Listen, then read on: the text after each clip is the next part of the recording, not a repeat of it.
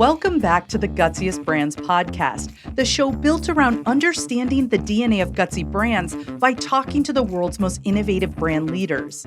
When we find a brand leader that we think embodies gutsiness, we invite them to the show to explore what makes them so successful, what drives them every day, and to get their perspective on other gutsy brands out in the world.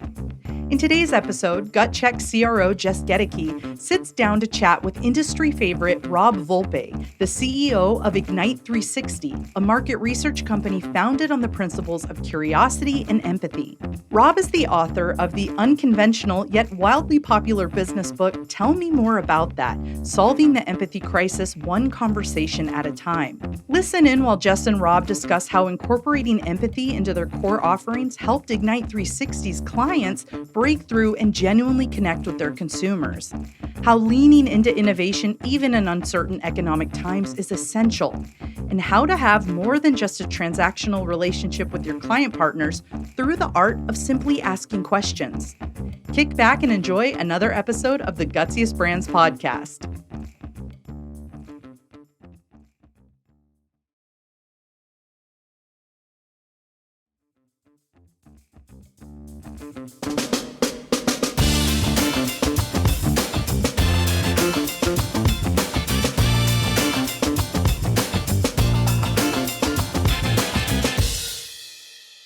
All right. Well, welcome, Rob, to the Gutsiest Brands podcast. I was thinking about this conversation, and this is a tricky one because you're an expert moderator, an expert interviewer, and now I'm going to interview you. So any tips before we just jump in?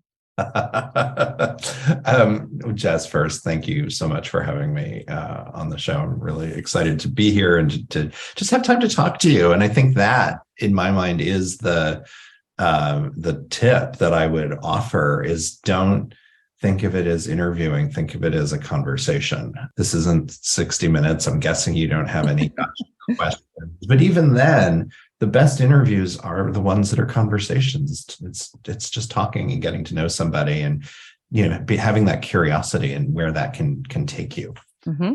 Okay. Well, I can have conversations all day, so I'll just get comfortable and get into it.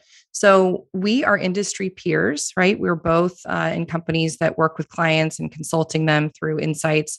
And I think we have some mutual respect between our organizations. And I certainly respect you as an industry peer. So really excited to dive in to perhaps one of the most important aspects of Gutsy Brands, which is empathy. So why don't you start by introducing yourself and tell us a little bit about your background and what you're doing now? Yeah, so I'm Rob Volpe. I am the CEO and founder of Ignite 360. We have evolved into being a full service insight strategy and training firm. So we do qualitative and quantitative, but really what sets us apart is that ability to not only build empathy with consumers and make that connection between our clients and the consumer, but also bring it to life in storytelling and using great storytelling to inspire people to drive their business forward. I'm based in San Francisco. Through the course of my professional journey, the role of empathy has just always been a strong personal value and sort of superpower of mine. But being in the insights world, noticed that disconnect that so many people have when they are faced with people that are other. And then the surprising thing is that otherness is actually people, marketers, anybody in any sort of marketing or R&D function, and their consumer. Because so often the people that have the advanced degree, the six-figure salary, aren't necessarily the consumers of their own product and service. And so critical to have empathy. But we were finding, and this is 10 years ago in the early days of the company, we'd put together these amazing experiences. And then clients would still, I remember one time, a client was just like, I still don't understand why people would spend more than $1 for a cup of yogurt. And it was like, but we just, like, you heard it in the words of the consumer, and like, it's really clear, it's right there. And so we had to start thinking, like, well, what's getting in their way? Because it's not that we can tell the story any better necessarily. There's something that's getting in their way, and how do we break through that? And that's where we started developing all of our empathy offerings, and I started to call myself an empathy activist. Mm-hmm. And many other things have come out of that. But I'll pause there so we can actually have a conversation, and I'm not monologuing. No, I love hearing the path that brought you to where you are now, which is really the empathy activist that you mentioned. So I want to actually go back in time for just a minute and ask you, what was your very first job that you had in your life where you were paid money? Newspaper delivery boy. And that was, a great experience, except for the fact that I'm not a morning person. And That's tricky. So yeah, that part of it sucked, getting up at 5:30 every morning. However, the money was great when you're, 13, 14 years old and ooh, I've got $80. What do I do with that? Buy comic books was the answer, and I invested all of my money. But even more so, and I write about it in the book, it was an early staging ground for me where I started, I loved going around and collecting payments from everybody because I get to go to their homes. Mm-hmm. And sometimes they'd invite me in, and we'd end up having a conversation and get to know one another and end up talking about their lives, rituals, holiday traditions, and their family and mine. We talk about politics in some cases. We talk about wide range of options. And I realize now as an adult, I'm like, wow, I was doing ethnographic interviews at a really early age. And I absolutely loved that. And so when I did finally discover qualitative research and moderating 15 years or so years ago, it was like, oh, this all makes sense. Like everything's coming together. Yeah. Oh, that's so interesting to think about how in those early years you were developing the principles that I'm sure you use every day in your job. So let's talk about the book. Tell Me More About That is the title of the book. And it's written in a pretty unconventional manner for a business book, right? Can you tell us about the book and about that, why it's important that it's unconventionally written? Yes. So a gutsy decision, I think, on my part. I knew when I started the company, like when you become a CEO, all of a sudden people start saying to you, like, oh, what book are you going to write? Because that's what apparently CEOs do.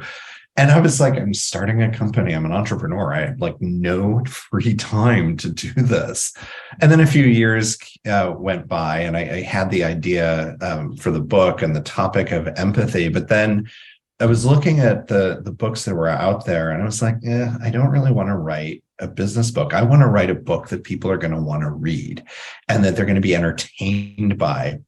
And you learn through the stories and the entertainment element, and those things stick with you, I think, in a much deeper way than sort of the didactic learning that you might go through with some of the business books that are out there, training programs and things like that. So using story became a key component to the book. And it was important to me when I was talking to publishers that they understood that I was filling the book with my own experiences, my failures. We were talking about failure before we started recording, my failures of trying to be empathetic with people that were other from me so that people could learn from that rather than me just sort of Sermon on the Mount, you must do this, you must do that. And I've found in my life, people don't respond when I'm delivering that message, but when I'm telling stories and telling stories about me and things that are relatable, then people do engage with it. And I've received that feedback now. Like one woman came up to me at a conference I didn't really know well. And she was like, oh my gosh, you are on my nightstand. I'm reading your book every night and I don't want it to end. I'm like, and I was, what a great feeling. Yeah, it was just so wonderful. It was really resonating with her. Or when people have reached out again, especially when it's strangers, because they have no vested interest in this. It's not about a friendship. But I've had people reach out and go, wow, I'm talking to my CEO differently. I'm managing my people differently because of the stories in your book. It helped me rethink how I'm approaching conversations and having empathy myself. And, as the premise to the book, you talk about how we are in an empathy crisis. So can you tell us a little bit about that? Why it's so important that the world reads this book and embodies the principles? Yeah. And if we pause and look around our lives, our society, It's not hard to see that there is a lack of empathy and understanding and collaboration and all the things that empathy fuels. And there is actually data that supports that. And the thing that really got me initially was a study that came out in 2010. And the University of Michigan had done this meta-analysis of 76 universities looking at students' ability to have empathy. And it was over a period of time from 79 to 2009. And they found that from the start of the study to 2001, there'd been a 40% decline in the ability of students to see the point of view of their peers.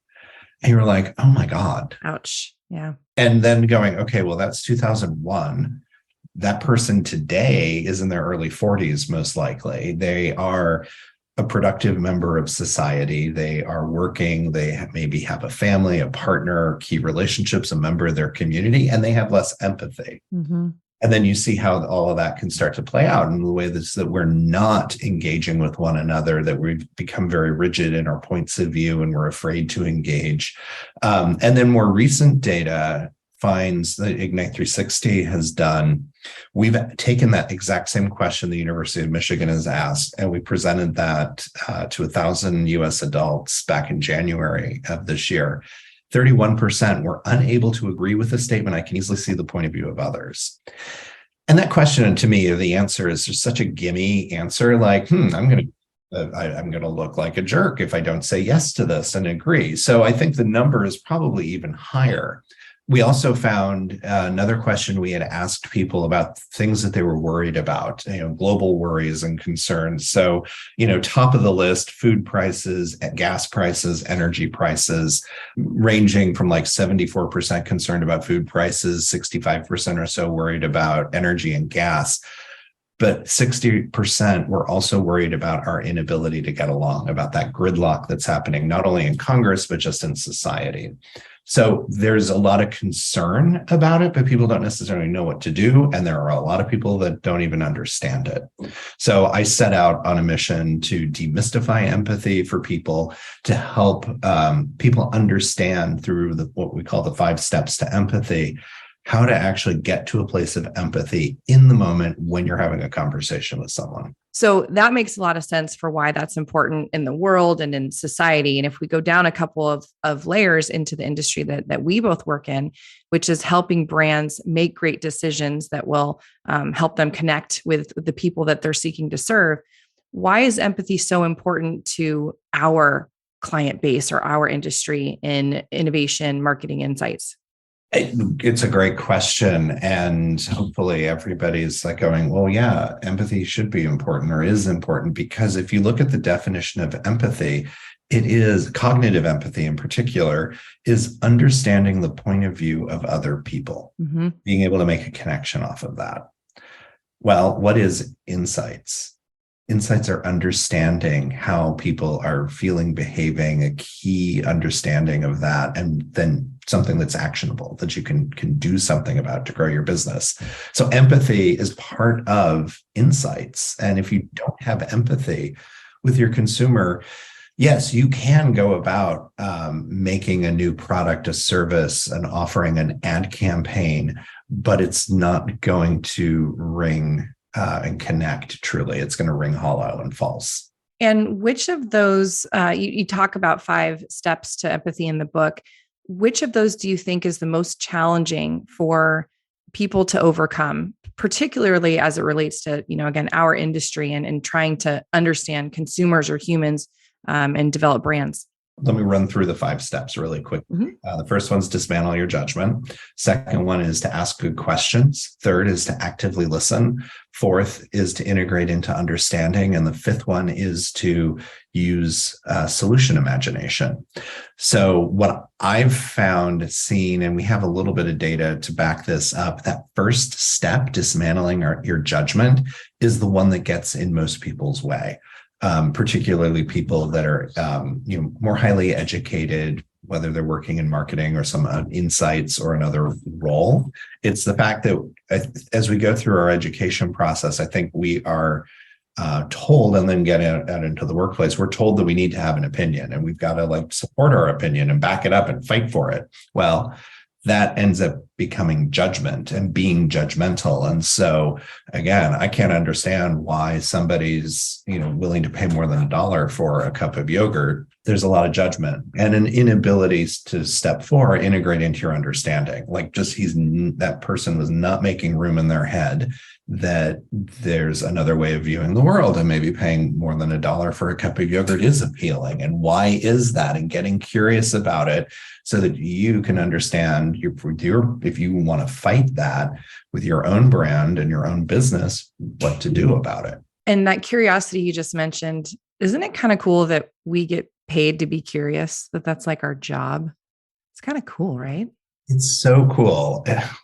Like I just think about the projects that we're working on right now, and without divulging anything, but we're talking with people right now about hot tubs, about beauty products and the holidays.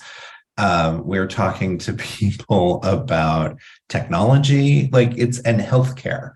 It's amazing. It's so cool. And that's what I love about being on the consulting side is, it's all the same person. There is a person out there that has a hot tub, wears beauty products for the holiday events, has some form of technology, and, is involved in a healthcare situation or using a hospital network or whatever. That person is out there. It's all the same person. And so we get to understand the 360 and who that person really is, and bringing all of that to light.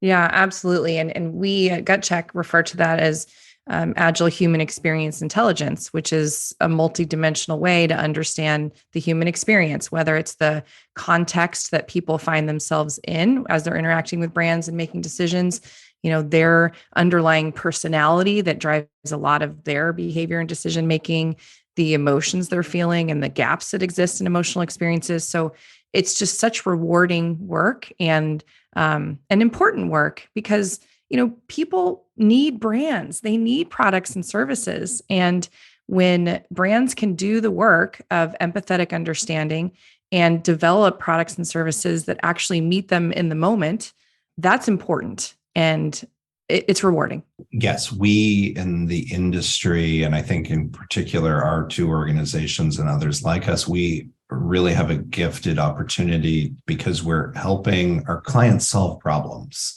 for their consumers. I've always believed that if you are focused on the consumer and the needs of your consumer, that will take care of your sales problems, all the other things that will then make your shareholders happy. It'll make Wall Street happy.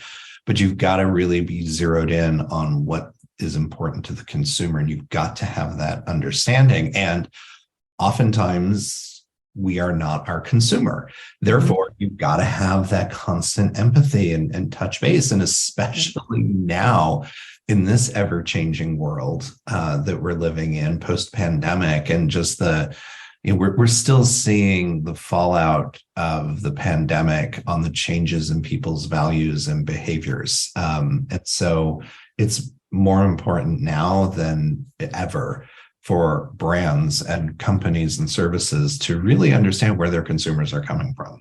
Absolutely. And, let's stay there for a minute, because we're having a social and cultural and economic moment. It seems like those moments just keep happening. And a lot of companies, I think, during times of economic uncertainty, they tend to put a pause on big decisions around innovation and others. What's your point of view on that? Because I'd love to hear your thoughts or your experiences with companies that really lean in to innovation during these uncertain times versus, being hesitant or shying away from it. What's your point of view? What are you seeing? We see that as well. And I think there's a mix of clients that are focused on the here and now. And in some cases, like they've got crazy supply chain disruptions or whatever. However, even then, you can't stop innovating. You can't stop thinking about the future. That's the role, partly of the role of marketing or innovation, whoever the R&D team is to figure out what's next and where things are headed. And if you think about most companies, what do they have? I mean, if they're really agile and in the right setup, 6-month lead time, but a lot of places 18 months to 2 years. So things that you're thinking about today are going to come out in late 2024, early 2025. Right. If you start today. And most of them aren't ready to actually start. So just keep knocking that on. So imagine that when we get through whatever this uncertainty economically is, your pipeline is just there's no pipeline. So now great, you've weathered a recession, but then you've got a trickle in terms of really growing and meeting the shifting needs of your consumers, and you're just going to have to start all over again, whenever that period comes. Mm-hmm. So you have to continue to always lean in and innovate. You can't take your eye off the here and now of the business, but you've also got to be thinking about the future. And what that can lead. And an example, even within our own company, I remember being on my last plane flight, March 10th, 2020, as the world was shutting down with the pandemic. And I was like, oh my God, I was thinking to myself, this is so massive. This is going to change everything. And we need to keep track of this. The clients are going to want to understand what's going on. And so we leaned in and we started navigating to New Normal, which is a series where it's longitudinal, qualitative and quantitative, still running now, almost 3 years later, with over 700 hours of interviews, tens of thousands of quant responses. But we have a history now. We can see how values and behaviors are changing in society. And in the moment, there was a lot of, we can get all that data from Nielsen or tracking it, and Kantar is doing this or that, whatever. But now we actually have something where when people are trying to understand the recession or inflation and gas prices and the influences, we have the historical data to refer back to, so we can show the changes over time and tell the story so that clients have better confidence in understanding the immediate, what they're seeing, and also start to plan for the future. So that's an example of leaning in a time when everything was shutting down. We made the decision to lean in and continue to innovate and create something that could possibly become a product for us down the road. And that's a great example of standing behind a bold idea and doing something that is probably seen as risky. But what I love about that as well is that it's grounded in how can we help understand the human experience? I mean, that's what your tracker does. And we have a similar or a kind of corollary in our business. It's GutCheckonomics, but it's applying a human lens, an emotional lens to the societal and economic trends that lots of companies report on. But what does it mean to the human being that's experiencing the inflationary pressure that is struggling to their employment? I mean, there's so many human stories to that. So I love that you've got your finger on the pulse of that. That's really cool. We should compare notes on what we're learning.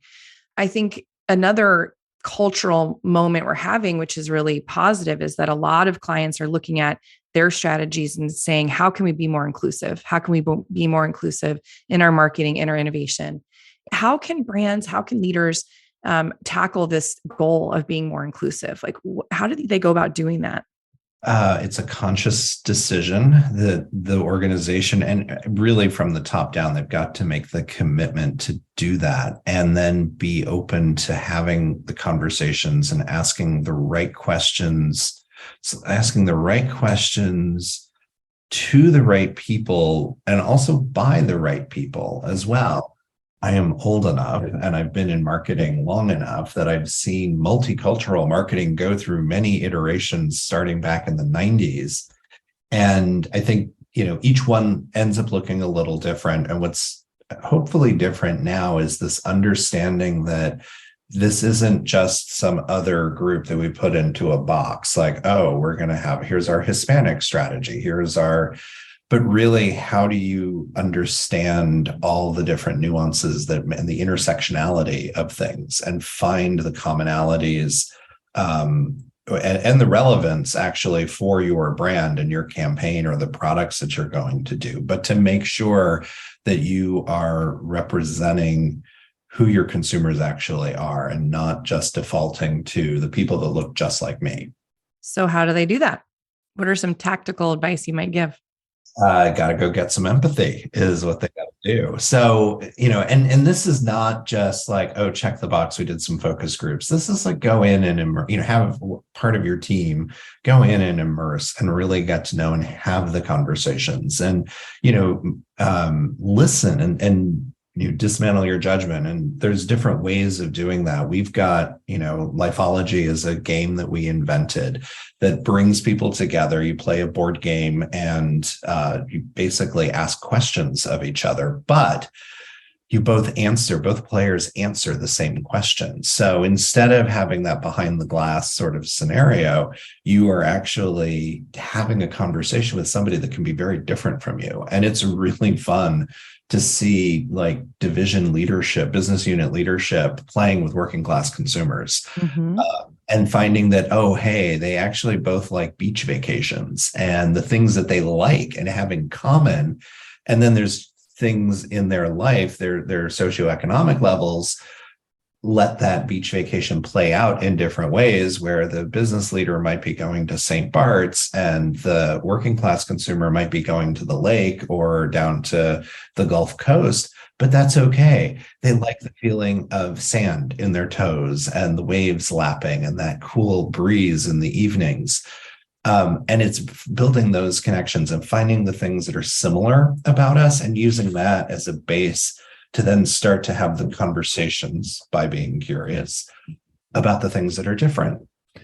And once you understand, like, oh, we're all more similar than we are different, you can start there. And then as you come across the differences, it gives you an opportunity to better understand them and learn about it and to be curious. So yeah, there's a lot of different things. There's faster engagements like Lifeology. There's deep dives. There's making sure that it's being brought up and brought in and making sure that you've got the right people on your team and at the table, having the conversations and talking about it, and that you're not just doing tokenism, but making sure that you're actually properly representing who your consumers actually are today. If you're working on Gen Z, more than half of Gen Z is a minority. I mean, already that majority population is here. So if you're not understanding what's constituting that majority and how they are thinking and moving through the world, you are going to get left behind very quickly. Absolutely. And that is why it's so important that our workforces, right, they mirror what our client base is, and that our client base mirrors what the consumer base is. And so I know a lot of companies are trying, we're all trying to do better, but it's critical, because if you don't have those folks, the otherness around the table, you're not going to come to the right conclusion, in my opinion. What about how we as research partners and suppliers, how can we be empathetic to our clients and the challenges that they're facing? Do you have any words of wisdom for us being empathetic to our client partners? This and many service businesses are all relationship based. I mean, we're humans. It's what we do. We connect with each other and we have relationships. And so if you think about your working relationship, either with your clients, with your own suppliers and vendors, and with each other, using empathy, getting to a place of empathy, and then using that to inform how you communicate, how you collaborate, decision-making, problem-solving, forgiveness, building trust. Empathy is critical to all of those different skills and traits, and that's what makes us better partners to our clients. So it's about asking good questions. It's about, first dismantle your judgment with people, but it's about asking good questions, and whether that's as simple as saying, tell me more about what you meant when you said, or tell me more about what you're thinking about this project, what your needs are, how you're going to use it. Put yourself into your client's shoes. This should not be a transactional relationship. The transaction, of course, there's a transaction. We're in a capitalistic society. That comes later.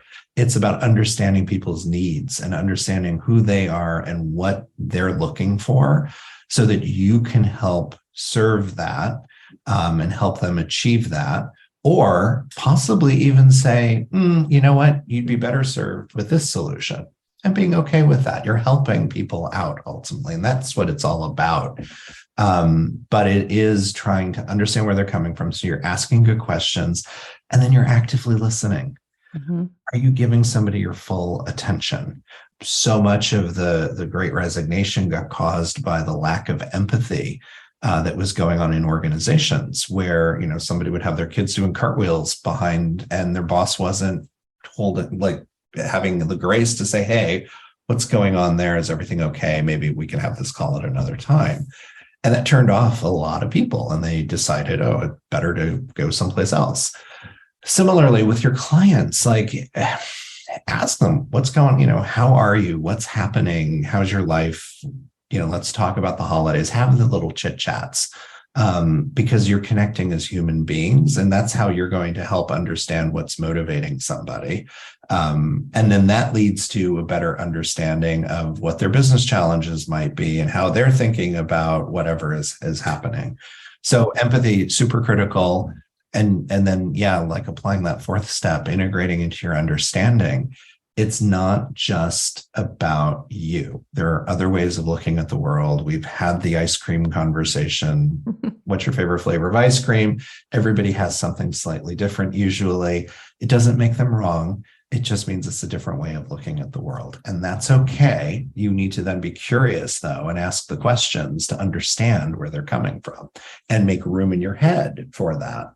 And then finally, using solution imagination. So put yourself in their shoes.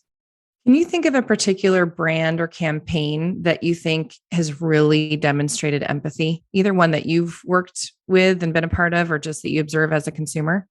The one that keeps coming up for me, probably because I see it all the time when I'm sitting on an airplane, is United's campaign around good and being a good organization and doing good for people. Good leads the way. When good leads the way, I think is what they call it. And they've done a really nice job of understanding, they've taken the travel experience beyond just the functional, we'll get you there on time. And they've gone into this place because they've had empathy to understand, well, there's actually emotional things that are happening behind this and why somebody needs to get there on time. And we're going to, they in that campaign, and I did not work on it, but they brought that forward in the way it's showing up. And it's not just about the passengers, but they also highlight the cabin crew, the pilots, the ground staff, the baggage handlers. So you really get this beautiful sense of the entire ecosystem at that airline. And what happens when good leads the way, and how that actually benefits, you as a passenger, and it helps you get to, your destination. But showing those acts of kindness that the United employees will do, or the things that they're constantly going through, and the benefit that causes, I think is a really great campaign. And talk about, meeting people where they are in the moment of travel. I mean, there's so much, anxiety and stress and fear, and also some, hopefulness because maybe you're going somewhere fun, but that's a really great example of a brand that's found a way to connect. So thanks for sharing that. Okay. We're going to move to our spill your guts lightning round. Rob, are you ready? Are you ready for this? I don't know. Here we go. Oh my gosh. It's actually not that painful, I promise.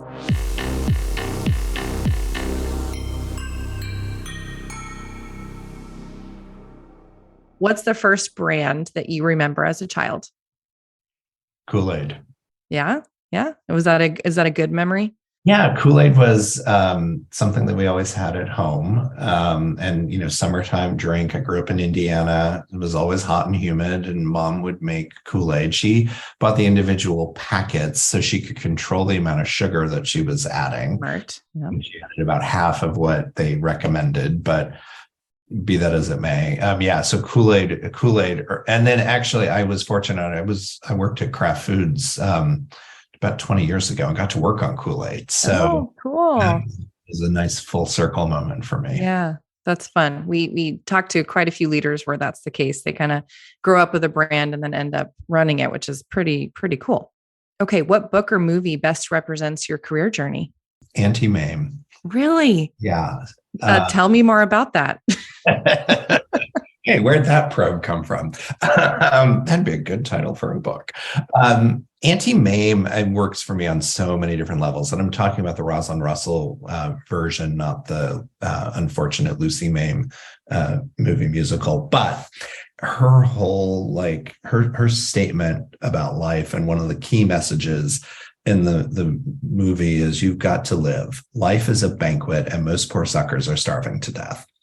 And that's just been something in my life and in my career that I've really taken to heart and tried to practice. I mean, prior to getting into insights, I've been in marketing since 1995, and marketing services really, but I've been in PR, I've done promotional marketing, I've done marketing communications, I've done partnership marketing, I've done grassroots marketing, and and promotions, I think I mentioned that. And then I got into insights. And then I've been in insights for 15 years. I have sampled from the banquet, from the buffet table, and I'm better for that because I'm able to draw from all of those experiences and put those to play. Just as with Anti-MAME, it's made her a much more worldly individual, and she's learned so much and has so many different perspectives. So that movie is it for me. Wow. Very cool. I love hearing about that. And yeah, learn something new every day. How would you describe your job to a child? How have I described my job to a child? I tell kids that I help companies understand what it is that you want and you like, so that they can about a toy, or will choose something around them, your favorite food, so that they can make more of those things that you like. What is the most used emoji on your phone? It is probably, well, I know on LinkedIn, it is either the heart or the palms, gratitude. And actually here, none of those are dirty. I'll show you. It is the heart to start. Yep. The heart, and then the palms, and then a laughing. And I'm not super advanced. That's actually a pretty diverse set in your most used. I like this. And thanks for the actual screen share of it. We're fact checking it. I like it. Exactly. And we have a Gutsy brand playlist. It is really awesome and fun. So we ask each of our Gutsy brands podcast interviewees, what song would you add to that playlist? Running Up That Hill by Kate Bush.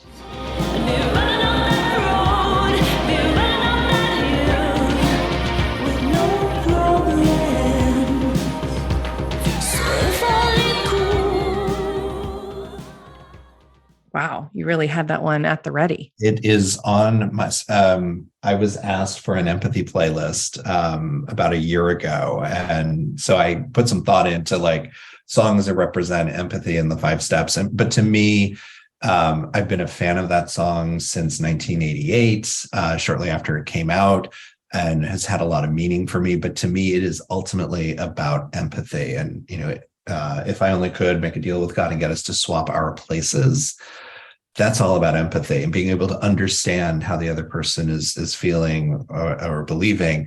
And the song itself, with that pulsating, the drum, the synth, and all of that, that, I think if that doesn't get your courage up, I know for me, that's the song that I will listen to before I've got a speaking engagement. Mm-hmm. When I want a little, focus. That's your walk-up music. It totally is.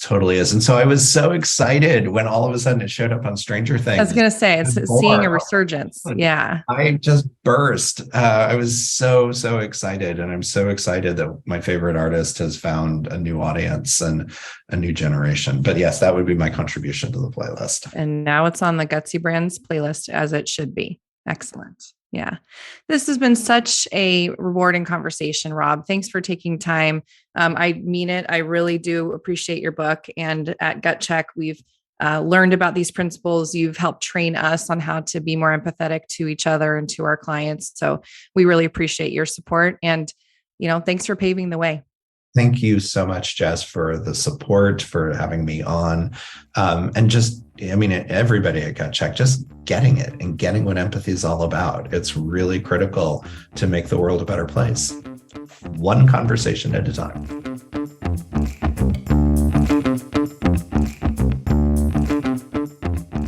Jess, it's always a delight to talk with Rob, isn't it? It really is. It's like a breath of fresh air. And, we've spent some time with Rob here at GutCheck to do some empathy training. And so it's just so nice to hear his lessons.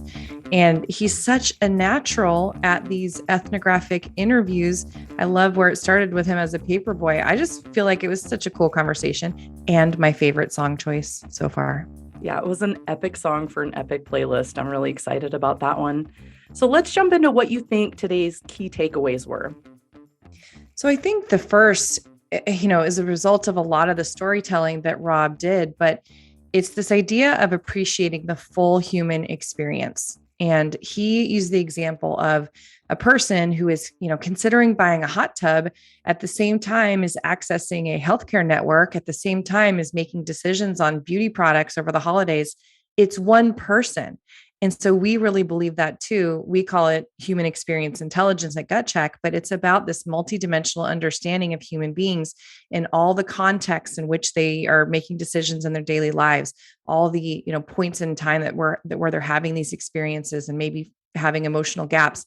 I just loved how he talked about that, because it's true. We're not just one consumer of one category. We are human beings that are doing and buying lots of different things. Yeah, that's true. We're very complex. I wish it was that easy, that we're only thinking one thing at one time, but that's just not how it works. And, what Rob, I just really, really appreciate about him is he's so good at reminding us how to celebrate people's otherness. It's just such a beautiful word and idea. And to get there, you have to ask lots and lots of questions, open-ended questions. And, what really stuck with me was his mention of, there's a business leader who might have a high income and his experience with a beach vacation, it might be very different than someone who is a working class individual and their beach vacation. But when you really start asking questions and unpacking their desired experiences, they're looking for similar things, right? They want to hear the waves lapping against the shore and feel the sand in their toes. It's different contexts, but they want to feel the same things. And I just found that idea very unifying and very inspiring. And I think the other piece that I will really take with me is how to employ these empathy principles to how we work with our client partners, right? Not just thinking about consumers, but really with our clients. And the principles remain, right? Ask great questions, practice active listening, understand their motivations, understand their needs, so you can develop solutions that really meet them where they are. It's something that I'm proud of how we do that at GutCheck. I think Rob sets a great example in that regard, and it's something I'll continue to strive for moving forward. So overall, really enjoyed the time with Rob Volpe. I've got his book, Tell Me More About That, right here on my desk. It truly is a great set of stories, and we wish him all the best.